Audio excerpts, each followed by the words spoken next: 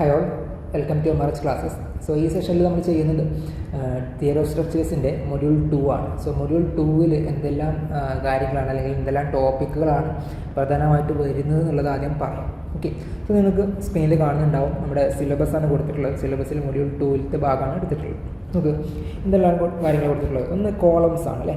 Columns അല്ലേ, നമുക്ക് പ്രധാനമായിട്ട് നമുക്ക് ഈ ഒരു മൊഡ്യൂളിൻ്റെ 3 പാർട്ടാക്കി തിരിക്കാം. ഒന്ന് കോളംസ്, അതുപോലെ തന്നെ ഈ ഒരു direct and bending stresses in vertical members, പിന്നെ ഡാംസ് ആൻഡ് റീറ്റേണിംഗ് വാൾസ് എന്ന് പറഞ്ഞ ഒരു ടോപ്പിക്. സോ ഇങ്ങനെ ഈ ഒരു 3 രീതിയിൽ നമുക്ക് ഈ 3 പാർട്ടാക്കി എന്ത് ചെയ്യാൻ പറ്റും, ഈ ഒരു മൊഡ്യൂളിനെ ഡിവൈഡ് ചെയ്യാനായിട്ട് പറ്റും. സോ ആദ്യം നമുക്ക് ആ കോളംസിൻ്റെ കേസിൽ എന്തൊക്കെ കാര്യങ്ങളാണ് പറഞ്ഞിട്ടുള്ളത്. ഒന്ന് കൺസെപ്റ്റ് ഓഫ് കംപ്രഷൻ മെമ്പർ, അതിൽ തന്നെ ഷോർട്ട് ആൻഡ് ലോങ് കോളം അല്ലേ. ഷോർട്ട് കോളം എന്ന് എപ്പോഴാണ് പറയുക, ലോങ് കോളം എന്ന് എപ്പോഴാണ് പറയുക, അതിൻ്റെ ഒരു ബേസിക് ഡിഫറൻസ് ഉണ്ട്, അല്ലെങ്കിൽ ഒരു ക്രൈറ്റീരിയ ഉണ്ട്, സിലിണ്ടർനെസ് റേഷ്യോ എന്ന് വെച്ചിട്ടുള്ള ആ ഒരു റേഷ്യോ വെച്ചിട്ട് നമ്മൾ ഇത് പറയും. അതോടൊപ്പം തന്നെ എൻഡ് കണ്ടീഷൻസ്, കോളത്തിന് ഡിഫറെൻറ്റ് എൻഡ് കണ്ടീഷൻസ് ഉണ്ടാവും. ഒന്നുകിൽ 2 എൻഡും ഫിക്സ്ഡ് ആയിരിക്കും, അല്ലെങ്കിൽ 2 എൻഡും ഹിഞ്ചഡ് ആയിരിക്കും, അല്ലെങ്കിൽ 1 എൻഡ് ഹിഞ്ചഡും 1 എൻഡ് ഫിക്സ്ഡ്, ആ രീതിയിലൊക്കെ ഉണ്ടാവും. അതൊക്കെയാണ് എൻഡ് കണ്ടീഷൻസിൽ പറഞ്ഞിട്ടുള്ളത്. പിന്നെ നമുക്ക് പ്രധാനമായിട്ട് 2 തിയറീസ് ഈ ഒരു കോളംസുമായി ബന്ധപ്പെട്ട് പഠിക്കാനുണ്ട്. ഒന്ന് ഈ ഒരു യൂളേഴ്സ് തിയറി അല്ലെങ്കിൽ ഓയിലേഴ്സ് തിയറി, അതുപോലെ തന്നെ റാൻകിൻസ് തിയറി അല്ലെങ്കിൽ റാൻകിൻസ് ഫോർമുല. ഓക്കെ, അപ്പോൾ ഈ 2 തിയറീസ് വെച്ചിട്ട് 2 ഇക്വേഷൻസ് ഉണ്ട്. ആ 2 ഇക്വേഷൻസും പഠിക്കണം. അത് വെച്ചിട്ടുള്ള പ്രോബ്ലംസ് ചോദിക്കാറുണ്ട്. ഓക്കെ ആണല്ലോ. പിന്നെ ഈ പറഞ്ഞിട്ടുണ്ടായിരുന്ന direct and bending stresses in vertical members, അതുമായി ബന്ധപ്പെട്ട് വരുന്ന കുറച്ച് തിയറീസ് ഉണ്ട്. എന്ന് വെച്ചാൽ അതിൻ്റെ ഒരു ടെൻസൈൽ റീൻഫോഴ്സ് അല്ലെങ്കിൽ ടെൻസൈൽ സ്ട്രെസ് വരാതിരിക്കാൻ വേണ്ടിയിട്ട് ആ ഒരു റിസൾട്ടൻ്റ് ഏതിലൂടെയാണ് പാസ് ചെയ്യേണ്ടത് എന്നുള്ള കാര്യങ്ങളൊക്കെയാണ് അതിൽ പറയാം. അതോടൊപ്പം തന്നെ പഠിക്കേണ്ട കാര്യമാണ് ഡാംസും റീറ്റെയിനിങ് വാൾസും അല്ലേ. എന്താ തമ്മിൽ മാറ്റം? ഡാംസ് എന്ന് പറയുന്ന സമയത്ത് അവിടെ വാട്ടറാണ് നമ്മൾ റീറ്റെയിൻ ചെയ്ത് നിർത്തുന്നത്. റീറ്റെയിനിങ് വാളിൻ്റെ കേസിൽ നോർമലി എന്താണ്, സോയിൽ അല്ലെങ്കിൽ റോക്സ് ഒക്കെയാണ് അവിടെ റീറ്റെയിൻ ചെയ്ത് നിർത്തുക. ആ സമയത്ത് അതിൽ വരുന്നിട്ടുള്ള ആ ഒരു ടെൻസൈൽ സ്ട്രെസ് എത്രയാണ് വന്നിട്ടുള്ളത്, കംപ്രഷൻ സ്ട്രെസ് എത്രയാണ് വന്നിട്ടുള്ള കാര്യങ്ങളൊക്കെയാണ് അതിൽ ചോദിക്കാറുള്ളത്. അപ്പോൾ ഇത്രയും കാര്യങ്ങളാണ് നമുക്ക് ഈ മൊഡ്യൂൾ 2-ൽ നോക്കാനുള്ളത്. ഓക്കെ, സോ അതിൽ നമുക്കൊരു ജസ്റ്റ് ഒരു ക്വസ്റ്റ്യൻ നമുക്ക് പറഞ്ഞു പോകാം. ഒരു ക്വസ്റ്റ്യൻ നമ്മൾ എടുത്തിട്ടുള്ളത് ഈ ഒരു യൂളേഴ്സ് തിയറിയുമായി ബന്ധപ്പെട്ടുള്ളൊരു ക്വസ്റ്റ്യനാണ്. സോ നമുക്കത് നോക്കാം. ഓക്കെ, സോ നിങ്ങൾ ക്വസ്റ്റ്യൻ നോക്ക്. സ്ക്രീനിൽ നിങ്ങൾക്ക് ക്വസ്റ്റ്യൻ കാണാൻ പറ്റുന്നുണ്ടാവും അല്ലേ. എന്താണ്? A hollow mild steel tube 8 metre long, 5 centimetre internal diameter and 10 mm thick is used as a strut with both ends fixed എന്ന് പ്രത്യേകം അവിടെ പറഞ്ഞിട്ടുണ്ട്. Find Euler's crippling load and safe load if the factor of safety is 3. Take E അല്ലെങ്കിൽ modulus of ഇലാസ്റ്റിസിറ്റിയുടെ value എത്രയാണ്? 2 × 10⁵ Nm². So ഇത്രയും കാര്യങ്ങൾ നമുക്ക് ക്വസ്റ്റ്യനിൽ പറഞ്ഞിട്ടുണ്ട് അല്ലേ. എന്തെല്ലാം കാര്യങ്ങളാണ് പറഞ്ഞത്? ഒന്ന്, ഇതൊരു ഹോളോ മൈൽഡ് സ്റ്റീൽ ട്യൂബാണ്. അപ്പോൾ അതിവിടെ പ്രത്യേകം പറഞ്ഞത് എന്താണ്? അതിൻ്റെ ഇന്റേണൽ ഡയമീറ്റർ 5 സെൻറ്റിമീറ്റർ ആണ്. അതോടൊപ്പം തന്നെ അല്ലേ, നമുക്ക് ഹോളോ എന്ന് പറയുമ്പോൾ നമുക്കറിയാം ഈ ഒരു രീതിയിലാണ് അതിൻ്റെ ഷേപ്പ് ഉണ്ടാവുക.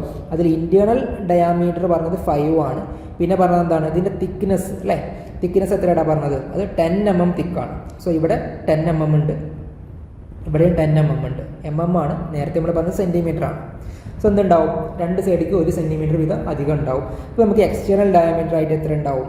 7 സെൻറ്റിമീറ്റർ ഉണ്ടാവും അല്ലേ. പിന്നെ പറഞ്ഞത് അതിൻ്റെ ലെങ്ത് എത്രയാണ്? 8 മീറ്റർ ആണ്. അപ്പോൾ 8 മീറ്റർ നമ്മൾ മില്ലിമീറ്റർക്ക് മാറ്റുന്ന സമയത്ത് 8 × 10⁵ എന്നുണ്ടാവും അല്ലേ. സോ അത്രയും mm ഉണ്ട്. പിന്നെ എന്താ പറഞ്ഞിട്ടുള്ളത്? പ്രത്യേകം പറഞ്ഞത് ഈ കോളത്തിൻ്റെ എൻഡ് കണ്ടീഷനായിട്ട് പറഞ്ഞത് ബോത്ത് എൻഡ്സ് ഫിക്സ്ഡ് എന്ന് പ്രത്യേകം പറഞ്ഞിട്ടുണ്ട്. അപ്പോൾ അത് ശ്രദ്ധിക്കണം, കാരണം നമ്മുടെ ഇക്വേഷൻ അത് ആവശ്യമായിട്ട് വരും. ഇനി പറഞ്ഞത് 2 കാര്യങ്ങളാണ്. ഒന്ന് ഓയിലേഴ്സ് അല്ലെങ്കിൽ യൂളേഴ്സ് ക്രിപ്ലിംഗ് ലോഡ് പറഞ്ഞിട്ടുണ്ട്. അതോടൊപ്പം തന്നെ ഈ ഒരു സേഫ് ലോഡ്. ഓക്കെ, അവിടെ സേഫ് ലോഡ് എന്ന് പറയുമ്പോൾ പ്രത്യേകം പറഞ്ഞത് എന്താണ്? ഫാക്ടർ ഓഫ് സേഫ്റ്റി 3 എന്ന് പ്രത്യേകം പറഞ്ഞിട്ടുണ്ട്. അതും അവിടെ പറഞ്ഞിട്ടുണ്ട്. സോ അത് വെച്ചിട്ടാണ് നമ്മൾ സേഫ് ലോഡ് കാണേണ്ടത്. സോ നമുക്ക് എങ്ങനെ കാണാമെന്നുള്ളത് നമുക്ക് നോക്കാം. നമുക്ക് ഫസ്റ്റ് തന്നിരിക്കുന്ന ഡാറ്റാസ് ഒന്ന് എടുത്ത് എഴുതിയിട്ടുണ്ട് അല്ലേ. ഗിവൺ ഡാറ്റ എഴുതിയിട്ടുണ്ട്. ലെങ്ത് 8 മീറ്റർ ആണ്, നേരത്തെ പറഞ്ഞ പോലെ അതിനെ മില്ലിമീറ്ററിലേക്ക് മാറ്റി എഴുതി. പിന്നെ മോഡുലസ് ഓഫ് ഇലാസ്റ്റിസിറ്റിയുടെ വാല്യൂ 2 × 10⁵ Nm². ഡയറക്റ്റ് ക്വസ്റ്റ്യൻ തന്നിട്ടുണ്ട്. ഫാക്ടർ ഓഫ് സേഫ്റ്റി FS എത്രയാണ്? അത് 3 ആണ്. സോ ഇന്റേണൽ ഡയമീറ്റർ ക്വസ്റ്റ്യനിൽ പറഞ്ഞത് 5 സെൻറ്റിമീറ്റർ ആണ്. നമ്മൾ തിക്നെസ്സും ക്വസ്റ്റ്യനിൽ പറഞ്ഞിട്ടുണ്ട് 10 mm ആണ്. അങ്ങനെ നമ്മൾ എന്ത് കണ്ടെത്തി? ആ ഒരു ഔട്ടർ ഡയമീറ്റർ കണ്ടെത്തി. എത്രയാണത്? 7 സെൻറ്റിമീറ്റർ. അത് കിട്ടിയിട്ടുണ്ട്. ഈ നോക്ക്, യൂളേഴ്സ് ക്രിപ്ലിംഗ് ലോഡാണ് നമ്മളോട് ആദ്യം കാണാനായിട്ട് ചോദിച്ചിട്ടുള്ളത്. സോ അതിൻ്റെ ഇക്വേഷനാണ് ഇവിടെ കൊടുത്തിട്ടുള്ളത്. യൂളേഴ്സ് ക്രിപ്ലിംഗ് ലോഡ് PCR എന്താണ്? π² × EI / LE². സോ അതിലെന്താ പറഞ്ഞിട്ടുള്ളത്? π² അല്ലേ, 3.14 × സ്ക്വയർ, അത് തന്നെയാണ് π². പിന്നെ E എന്ന് വെച്ചാൽ എന്താണ്? മോഡുലസ് ഓഫ് ഇലാസ്റ്റിസിറ്റി ആണ്. I എന്ന് പറഞ്ഞാൽ എന്താണ്? അത് മൊമെൻറ്റ് ഓഫ് ഇനേർഷ്യ ആണ്. ഓക്കെ, മൊമെൻറ്റ് ഓഫ് ഇനേർഷ്യ ആണ് എന്ത് ഐ. ഇനി എൽ ഇ എന്ന് വെച്ചാൽ എന്താണ്? എഫക്റ്റീവ് ലെങ്ത് ആണ്. സോ എഫക്റ്റീവ് ലെങ്ത് കണ്ടിട്ട് അതിൻ്റെ സ്ക്വയർ കൂടെ നമ്മൾ ആ ഡിനോമിനേറ്ററിൽ കൊടുക്കേണ്ടതുണ്ട്. സോ ആ എഫക്റ്റീവ് ലെങ്ത് കാണാൻ വേണ്ടിയിട്ടാണ് നമ്മുടെ ക്വസ്റ്റ്യനിൽ പ്രത്യേകം പറഞ്ഞത് എന്താണ്? ബോത്ത് എൻഡ്സ് ആർ ഫിക്സ്ഡ് എന്ന് പറഞ്ഞിട്ടുണ്ട്. അപ്പോൾ ബോത്ത് എൻഡ് ഫിക്സ്ഡ് ആണെന്നുണ്ടെങ്കിൽ നമുക്ക് എഫക്റ്റീവ് ലെങ്ത് എന്ന് പറയുമ്പോൾ അത് നമുക്ക് ആ കോളത്തിൻ്റെ ലെങ്ത്തിൻ്റെ പകുതിയാണ്. സോ L/2 ആണ് വരിക. അപ്പോൾ നമുക്ക് ലെങ്ത്ത് നേരത്തെ പറഞ്ഞിട്ടുണ്ടാകുന്നത് 8 മീറ്റർ ആണെന്ന് പറഞ്ഞിട്ടുണ്ട് അല്ലേ. അപ്പോൾ ആ 8 മീറ്റർ ആദ്യം മില്ലിമീറ്ററിലോട്ട് മാറ്റി പിന്നെ അതിൻ്റെ പകുതി എടുത്തു. സോ അങ്ങനെ നമുക്ക് എന്ത് കിട്ടും? 4 × 10³ mm എന്ന് കിട്ടി. ആ വാല്യൂ ആണ് നമ്മൾ എവിടെ കൊടുക്കേണ്ടത്?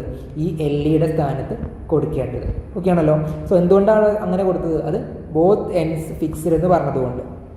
ഓക്കെ അല്ലേ. ഇനി ബോത്ത് എൻഡ്സ് ഹിഞ്ച്ഡ് എന്ന് പറയുമ്പോൾ ഇവിടെ വേറെയാണ് എക്സ്പ്രഷൻ വരിക. ഇനി ഒരു എൻഡ് ഹിഞ്ച്ഡ് ഒരു എൻഡ് ഫിക്സ്ഡ് ആണെങ്കിൽ എന്താണ് വരിക എന്നുള്ളത് അടുത്ത സെഷനിൽ നമുക്ക് പറയാം. അത് വെച്ചിട്ടുള്ള ക്വസ്റ്റ്യൻസ് കൂടെ നമുക്ക് ചെയ്ത് നോക്കാം. സോ ഇവിടെ വന്നിട്ടുള്ളത് π² EI into π² EI divided by LE² ആണ്. സോ LE നമുക്ക് കിട്ടി. ഇനി ഈ നമുക്ക് ക്വസ്റ്റ്യനിൽ ഡയറക്റ്റ് തന്നിട്ടുണ്ട് π² പിന്നെ ഒരു കോൺസ്റ്റന്റ് ആണ്. ഇനി നമുക്ക് എന്താ കിട്ടേണ്ടത്? I കിട്ടണം അല്ലേ, മൊമെന്റ് ഓഫ് ഇനേർഷ്യ കിട്ടണം. അപ്പോൾ അതിന് വേണ്ടിയിട്ട് എന്താ അറിയണം? ഒരു ഹോളോ സെക്ഷൻ്റെ മൊമെന്റ് ഓഫ് ഇനേർഷ്യ എങ്ങനെ കാണാം, അതിൻ്റെ എക്സ്പ്രഷൻ നമുക്ക് അറിഞ്ഞിരിക്കണം. അതാണ് നമ്മൾ അടുത്ത് കൊടുത്തിട്ടുള്ളത്. നോക്ക്, moment of inertia MI of hollow circular section എന്താ പറഞ്ഞിട്ടുള്ളത്? IXX അല്ലെങ്കിൽ IYY രണ്ടും സിമെട്രിക്കൽ ആയത് കാരണം എന്താണ്? സെയിം തന്നെയാണ് വരിക. ഇതിൻ്റെ എക്സ്പ്രഷൻ ആണ് π/64 അല്ലെ ഇൻറ്റു D⁻⁴ - D⁻⁴. അപ്പോൾ അവിടെ ആദ്യം എക്സ്റ്റേണൽ ഡയമീറ്റർ ആണ്. ഈ ഒരു ക്യാപിറ്റൽ D എന്ന് പറഞ്ഞാൽ എക്സ്റ്റേണൽ ഡയമീറ്റർ ആണ്. സ്മോൾ d എന്ന് വെച്ചാൽ എന്താണത്? ഇന്റേണൽ ഡയമീറ്റർ ആണ്. അതാണ് ഇവിടെ കൊടുത്തിട്ടുള്ളത്. D എന്ന് വെച്ചാൽ external diameter, means small d എന്ന് വെച്ചാൽ ഇന്റേണൽ ഡയമീറ്റർ. അപ്പോൾ നമ്മൾ അത് നേരത്തെ കണ്ടെത്തിയിട്ടുണ്ടായിരുന്നു അല്ലെ. എക്സ്റ്റേണൽ ഡയമീറ്റർ 7 സെൻറ്റിമീറ്റർ ആയിരുന്നു. അതിന് നമ്മൾ മില്ലിമീറ്ററിൽ മാറ്റി എഴുതി 70² - 50² ചെയ്തു. സോറി, ഇവിടെ സ്ക്വയർ അല്ല, ഇവിടെ റേസ്-4 ആണ് കേട്ടോ. ചെറിയ മാറ്റമുണ്ട്, അത് എക്സ്പ്രഷനിൽ വന്ന മാറ്റമാണ്. ആൻസർ ഫൈനൽ ആൻസർ ശരിയാണ്. സോ π/64 ഇൻറ്റു 70⁴ - 50⁴ എന്ന് വരും. അതിൻ്റെ എക്സ്പ്രഷൻ എന്താ വരും, അല്ലെങ്കിൽ അതിൻ്റെ സിംപ്ലിഫൈ ചെയ്ത് കഴിഞ്ഞാൽ അതിൻ്റെ ആൻസർ വരുന്നത് 8.72 × 10⁵ mm⁴ എന്നാണ് അതിന് വാല്യൂ വരുന്നത്. സോ നമുക്ക് ആ ഒരു എക്സ്പ്രഷനിൽ അല്ലെങ്കിൽ യൂളേഴ്സ് സ്ക്രിപ്ലിംഗ് ലോഡിൽ ആവശ്യമായിട്ടുള്ള എല്ലാ വാല്യൂസും കിട്ടിയിട്ടുണ്ട്. ഇനി നമുക്ക് ആ എക്സ്പ്രഷനിൽ ഇടാവുന്ന കാര്യമുള്ളൂ അല്ലേ, സബ്സ്റ്റിറ്റ്യൂട്ട് ചെയ്യാം അല്ലേ. യൂളേഴ്സ് സ്ക്രിപ്ലിംഗ് ലോഡ് പറഞ്ഞു PCR = π² EI/LE². അപ്പോൾ ഇയുടെ സ്ഥാനത്ത് നമ്മൾ എന്ത് കൊടുത്തു? 2 × 10⁵ എന്ന് കൊടുത്തു. അതുപോലെ തന്നെ I ഇപ്പോൾ നമ്മൾ നേരത്തെ കണ്ടെത്തിയ വാല്യൂ കൊടുത്തു 8.72 × 10⁵. അതുപോലെ തന്നെ LE നമ്മൾ നേരത്തെ കണ്ടെത്തി വെച്ചിട്ടുണ്ടായിരുന്നു അല്ലേ, പകുതിയാണെന്ന് പറഞ്ഞു. സോ അത് 4 × 10⁵ അതിൻ്റെ സ്ക്വയർ. അത്രയും ചെയ്ത് കഴിഞ്ഞാൽ നമുക്ക് യൂളേഴ്സ് സ്ക്രിപ്ലിംഗ് ലോഡ് കിട്ടും. എത്ര വന്നിട്ടുള്ളത്? ഇത് 107.55 kN ആണ്. ഇത്രയും kN ആണ് നമുക്ക് യൂളേഴ്സ് സ്ക്രിപ്ലിംഗ് ലോഡ് എന്ന് പറഞ്ഞിട്ടുള്ളത്. അപ്പോൾ നമ്മുടെ ക്വസ്റ്റ്യനിൽ രണ്ട് കാര്യങ്ങൾ പറഞ്ഞിട്ടുണ്ടായിരുന്നു അല്ലേ. യൂളേഴ്സ് സ്ക്രിപ്ലിംഗ് ലോഡും പറഞ്ഞിട്ടുണ്ടായിരുന്നു, അതോടൊപ്പം തന്നെ സേഫ് ലോഡും കാണാൻ പറഞ്ഞിട്ടുണ്ട് അല്ലേ. അപ്പോൾ സേഫ് ലോഡും അല്ലെങ്കിൽ സേഫ് ലോഡ്, ഈ യൂളേഴ്സ് സ്ക്രിപ്ലിംഗ് ലോഡ് കിട്ടിക്കഴിഞ്ഞാൽ നമ്മൾ എങ്ങനെയാണ് സേഫ് ലോഡ് കാണുക? ജസ്റ്റ് ആ ഫാക്ടർ ഓഫ് സേഫ്റ്റിയോട് ഡിവൈഡ് ചെയ്താൽ മതി അല്ലേ. അപ്പോൾ സേഫ് ലോഡ് ഈക്വൽ ടു എന്താ വരുന്നത്? ഈ യൂളേഴ്സ് സ്ക്രിപ്ലിംഗ് ലോഡ് ഉണ്ടല്ലോ, PCR അല്ലേ, PCR by factor of safety ചെയ്താൽ മതി. ഇത് ചെയ്യുമ്പോൾ നമുക്ക് എന്ത് കിട്ടും? സേഫ് ലോഡ് കിട്ടും. ഓക്കെ ആണല്ലോ. അപ്പോൾ അത് അടുത്ത സ്ലൈഡിൽ കൊടുത്തിട്ടുണ്ട്. നോക്ക്, safe load on column equal to PCR divided by FS കൊണ്ട് ഉദ്ദേശിച്ചിട്ടുള്ള എന്താണ്? അത് ഫാക്ടർ ഓഫ് സേഫ്റ്റി ആണ്. ഇപ്പോൾ ക്വസ്റ്റ്യനിൽ ഡയറക്റ്റ് നമുക്ക് എന്ത് തന്നിട്ടുണ്ട്? ഫാക്ടർ ഓഫ് സേഫ്റ്റി 3 എന്ന് പറഞ്ഞ് തന്നിട്ടുണ്ട് അല്ലേ. സോ ഫാക്ടർ ഓഫ് സേഫ്റ്റിയുടെ വാല്യൂ 3 എന്ന് കൊടുത്തു കഴിയുമ്പോൾ നമുക്ക് 107.55 ഡിവൈഡ് ബൈ 3 ചെയ്ത് കഴിഞ്ഞാൽ എന്ത് കിട്ടും?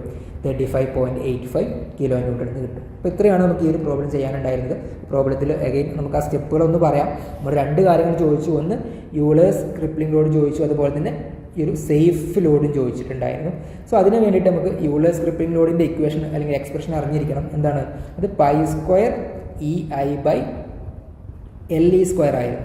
സോ അതിൽ LE എന്ന് വെച്ചാൽ എന്തായിരുന്നു? എഫക്റ്റീവ് ലെങ്ത് ആണ്. അപ്പോൾ എഫക്റ്റീവ് ലെങ്ത് ഇവിടെ കോളത്തിൻ്റെ എൻഡ് കണ്ടീഷൻ എന്താ പറഞ്ഞത്?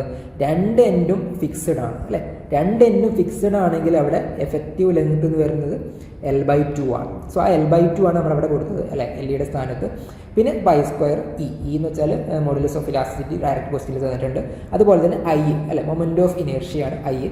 സോ മൊമെന്റ് ഓഫ് ഇനേർഷ്യ നമ്മൾ കണ്ടെത്തി. അതിന് വേണ്ടിയിട്ടുള്ള എക്സ്പ്രഷൻ നിങ്ങൾക്ക് ഓർമ്മ ഉണ്ടാവുമെന്ന് കരുതുകയാണ് അല്ലേ. എന്താ പറഞ്ഞത്?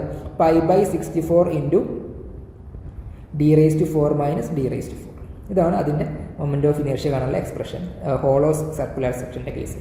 അപ്പോൾ ഇത്രയും ഡാറ്റാസ് അല്ലെങ്കിൽ ഇത്രയും എക്സ്പ്രഷൻസ് നിങ്ങൾക്ക് അറിഞ്ഞിട്ടുണ്ടെങ്കിൽ ഈ ഒരു പ്രോബ്ലം സിമ്പിളായിട്ട് ചെയ്യാനായിട്ട് പറ്റും. അപ്പോൾ ഇതൊരു പ്രീവിയസ് ഇയർ ക്വസ്റ്റ്യൻ ആയിരുന്നു, 7 മാർക്കിന് ചോദിച്ചൊരു ക്വസ്റ്റ്യൻ ആയിരുന്നു. അപ്പോൾ ഈ പറഞ്ഞ കാര്യങ്ങൾ നിങ്ങൾക്ക് മനസ്സിലായിട്ടുണ്ടാവുമെന്ന് കരുതുകയാണ്. പുതിയൊരു ക്വസ്റ്റ്യനുമായിട്ട് നമുക്ക് അടുത്ത സെഷനിൽ കാണാം. താങ്ക്സ്.